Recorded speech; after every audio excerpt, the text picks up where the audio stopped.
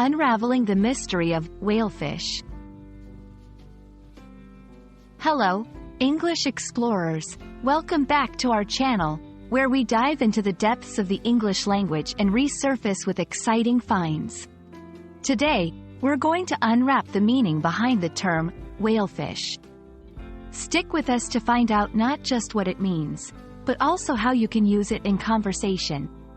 Are you ready to make a splash with your new vocabulary? Let's jump right in.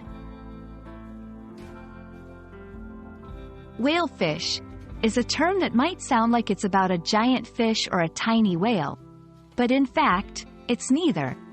Let's break it down. Whale is a term that refers to the massive marine mammals that roam the oceans. They are known for their size and intelligence.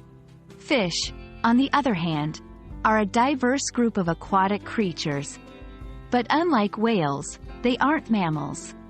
So, what happens when you combine the two? You get whalefish, but it's not just a simple blend of the two words. In reality, whalefish refers to a family of fishes known scientifically as Cetamimidi. They are deep-sea creatures and are quite elusive, meaning they are rarely seen or caught. Despite their name, they don't resemble whales at all. Here's where it gets even more interesting.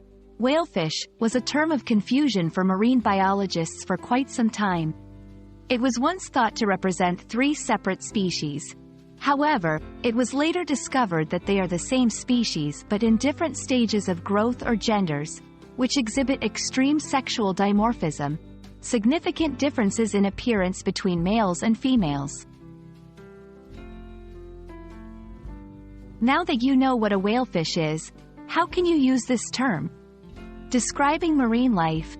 If you're talking about the wonders of the ocean, you can mention the mysterious whalefish as an example of the unique creatures found in deep waters. Metaphorically, although not common, you could use it metaphorically to describe something that is not what it appears to be at first glance.